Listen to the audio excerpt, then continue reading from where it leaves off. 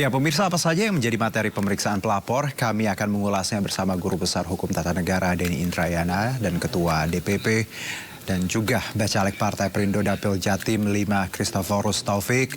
Assalamualaikum, selamat sore Mas Denny. Waalaikumsalam Pak Kris. warahmatullahi wabarakatuh. Selamat malam dari Melbourne, Australia. Baik, Mas Denny. Sore Pak Indra, Pak Denny. Ada Pak Kris juga di sini. Kita bicara mengenai sidang hari ini, Mas Denny. Selamat sore dari Jakarta. Baik, saya ke Mas Denny terlebih dahulu. Anda sempat menyebut putusan MK ini terkait syarat batas usia capres-cawapres ini mega skandal nih, Mas Denny. Maksudnya apa, Mas Denny? Maksudnya begini ya, bahwasannya ada perkara pelanggaran etik mestinya jelas ya. Bayangkan ini yang melakukan pemeriksaan terhadap perkara ini Ketua MK Anwar Usman tidak bisa dilepaskan dari keluarga Jokowi. Baik. Yang pemohonnya salah satu partainya adalah PSI. Ya, ketua umumnya sekarang adalah Kaisang, adik Gibran. Yang menjadi pemberi keterangan salah satunya adalah pemerintah. Yang di situ ada Presiden Jokowi, kayaknya Gibran. Yang menerima manfaat daripada putusan ini, satu-satunya yang daftar di KPU yang masuk dengan putusan ini adalah yang namanya Gibran Raka Buming Raka. Tidak bisa kemudian ini dikatakan tidak ada kaitannya dengan Gibran. Dan saya katakan tadi ini mega skandal bersama keluarga karena ini tidak bisa dikatakan pelanggaran administrasi biasa-biasa saja. Pertama, who-nya, siapa yang melakukan? Pelanggaran etik adalah untuk hakim konstitusi. Yang diperiksa bukan hakim konstitusi biasa. Yang diperiksa adalah Ketua Mahkamah Konstitusi, the first Chief Justice. Yang kedua, kalau itu dikaitkan dengan keluarga, maka keluarga di sini bukan keluarga Denny Indrayana yang bukan siapa-siapa. Keluarga di sini adalah keluarga Jokowi Widodo. Siapa dia? Presiden Republik Indonesia. Berarti keluarga di sini adalah the first family. Kemudian kaitannya untuk apa? Pasal yang diuji itu adalah untuk maju sebagai calon presiden, untuk duduk di kursi kepresidenan, the first office in the country. Jadi Anda bayangkan, ini bukan pelanggaran etika yang bisa dikatakan ordinary. Ini pelanggaran etika yang belum pernah dalam catatan sejarah kemanusiaan terjadi, dilakukan oleh kepala tertinggi Mahkamah Konstitusi untuk keluarga Presiden Republik Indonesia untuk running for the presidency. Jadi menurut saya ini mega skandal besar yang sebenarnya konsekuensinya bukan hanya etis pemecatan Anwar Usman saja, itu tidak cukup. Tapi juga karena di balik ini, kalau kita baca investigasi rekan-rekan jurnalis, itu ada keterlibatan kekuasaan, keterlibatan kelompok-kelompok yang dekat dengan istana, maka ini bisa menjadi pintu masuk kalau terbukti adalah juga pemecatan atau impeachment Joko Widodo sendiri. Itu sebabnya adalah mega skandal Mahkamah Keluarga.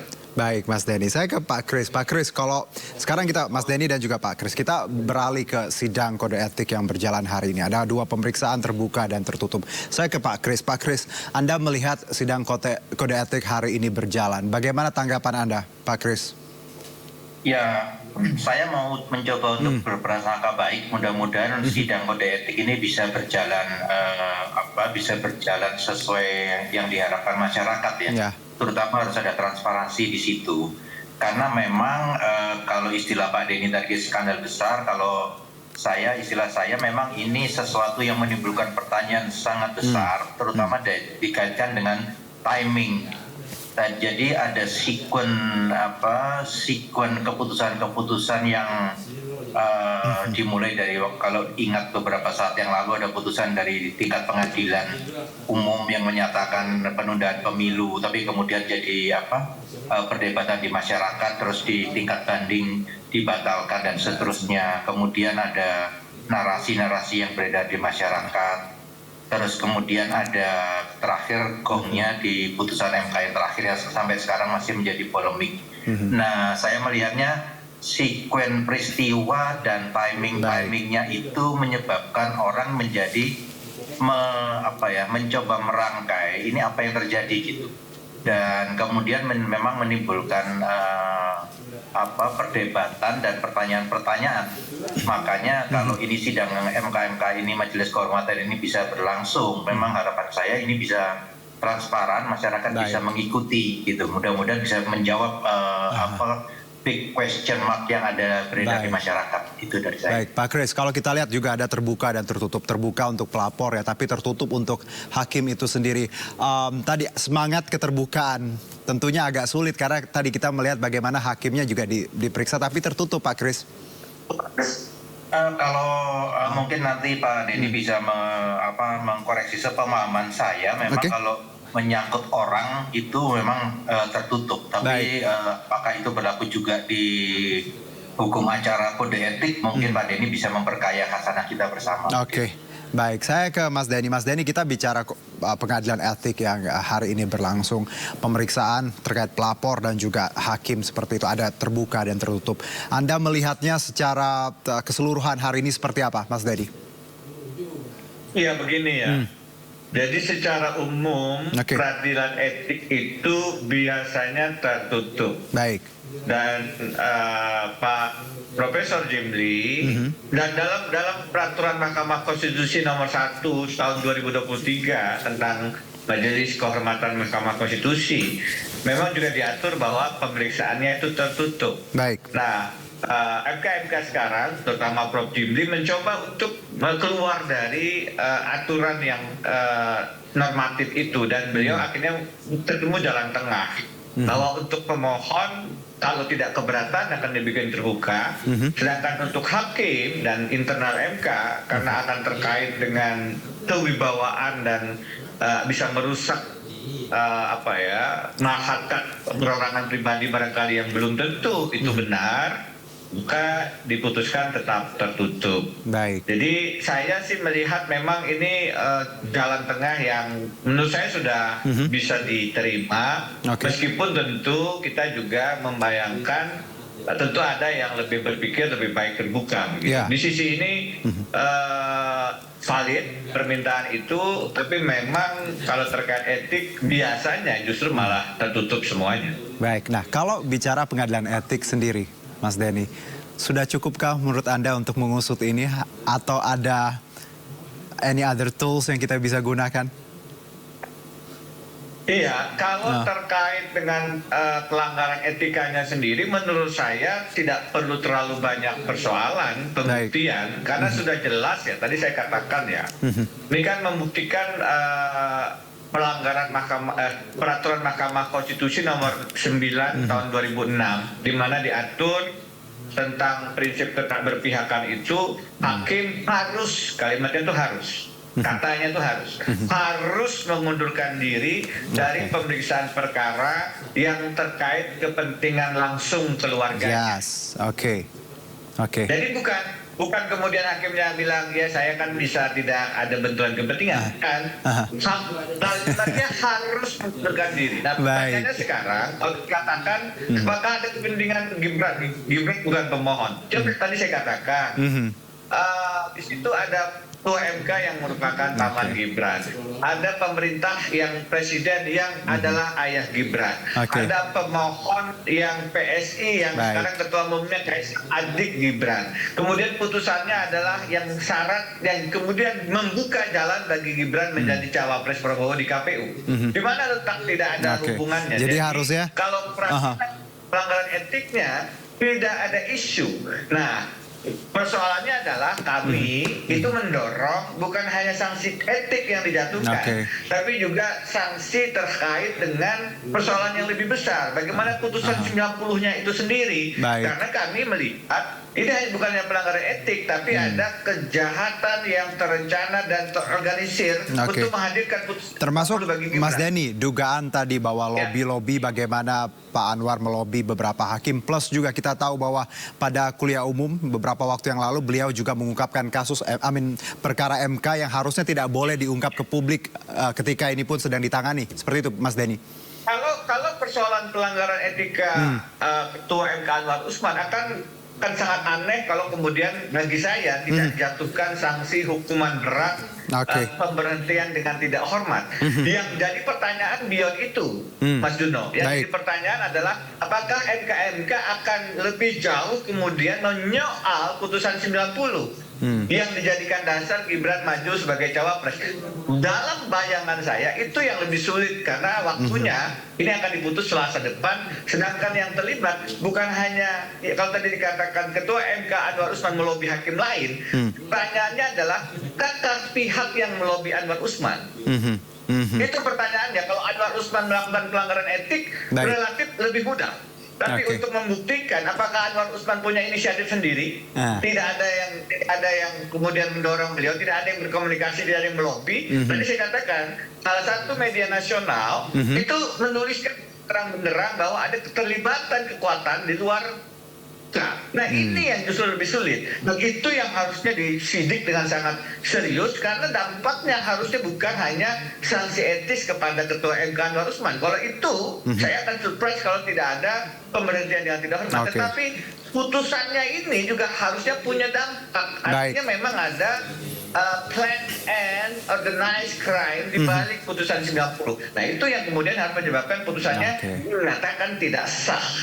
Tidak hanya Anwar Usman kemudian divonis, tapi putusannya sendiri juga punya konsekuensi karena lahir dari proses yang KKN, koruptif dan nepotis. Well, plan organized crime. Oke, saya ke Pak Kris, kalau tadi Mas Dedi bilang bahwa tidak surprise kalau nanti pun tidak diberhentikan seperti itu ya. Sanksi menurut Anda Pak Kris, apa yang paling tepat? Misalnya nanti akan ada sanksi Pak Kris. Ya kalau saya tertarik tadi yang Pak Denny sampaikan, menurut saya begini. Kalau saya terkait dengan putusan, ya menurut saya mestinya apapun hasil ini ya, mestinya agak susah untuk berpengaruh terhadap putusan. Kenapa? Karena kan kita sudah sepakat putusan MK itu final gitu dan binding. Jadi jangan sampai MK ini menjadi dalam tanda kutip menjadi wahana bandingnya putusan MK gitu.